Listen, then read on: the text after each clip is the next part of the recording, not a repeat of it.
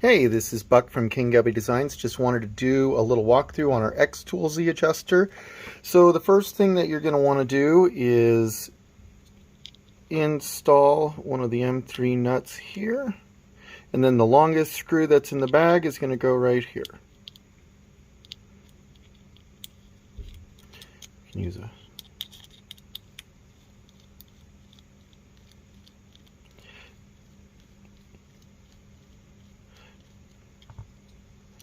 From there, you can pop these nuts in.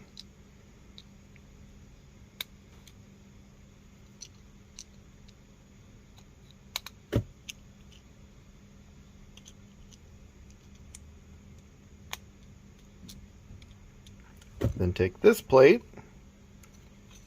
and match it to the holes that correspond.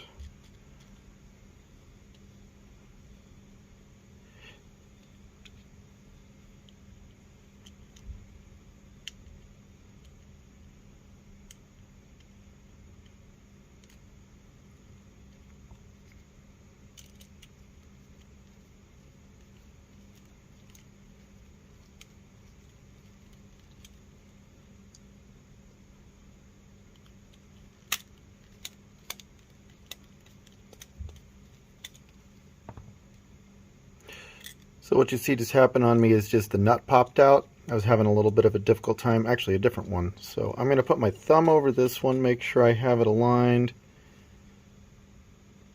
And come on over to this side,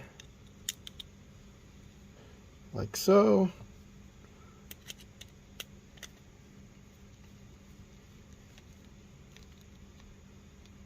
Alright, now that you have one in, the rest are going to be a lot easier.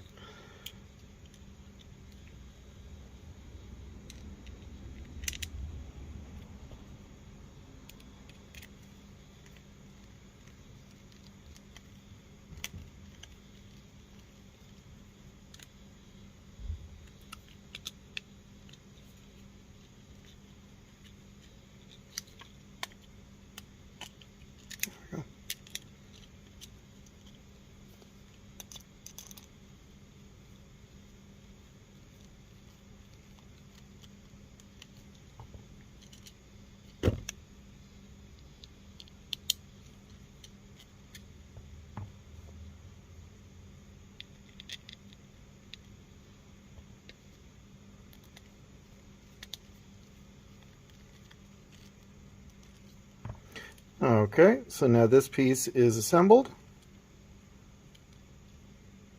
You can set it aside.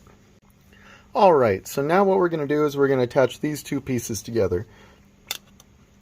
We're not going to do these screws yet, that'll be done at the end. So I'm going to start with just one corner for the alignment. So I'm going to pop that in there, flip it on over, match it up, grab one of these small countersunk screws.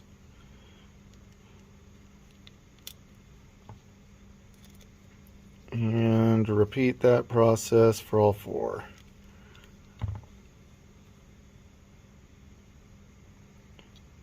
I'll fast forward to when it's all done so you don't have to watch all that. Alright, so just finished screwing them in. You should be looking like this, just the four in the bottom, none in the top, and we've already assembled this. So now it's time to slide them together.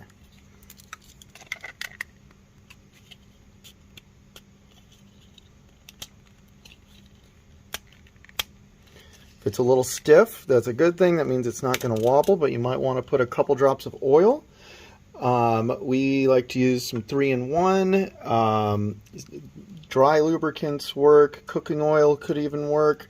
Yeah, just something to keep the friction nice. You're going to be adjusting it with the screw, so it's not going to be going up down very fast. It goes up a millimeter at a time. So the stiffer, kind of the better.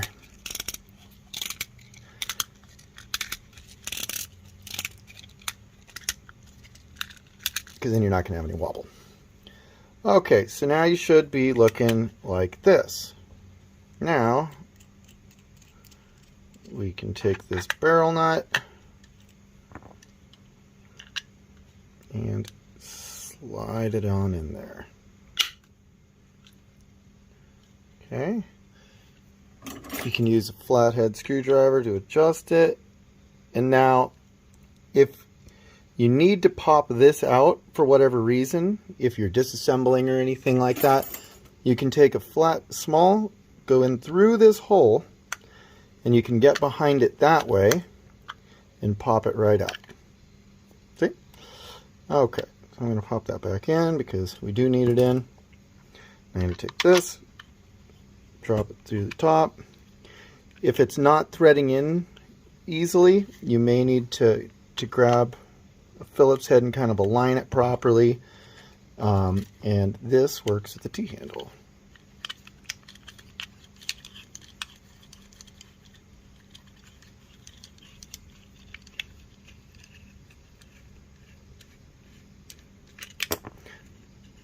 I'll fast forward this one for you too. Alright, now that we've got that screw in, we can get the bolt lock on. So now you'll either be using this one if you're using the knob system, or you'll be using this one, which is the standard one which you use this T-handle with.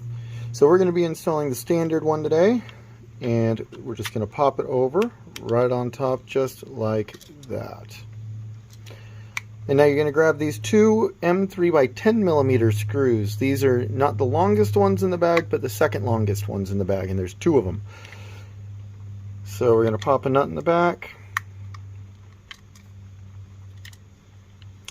The longest screw in the bag is this one,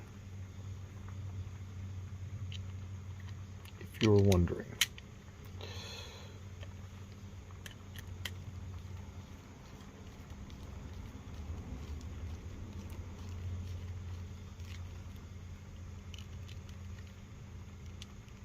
Okay, one side.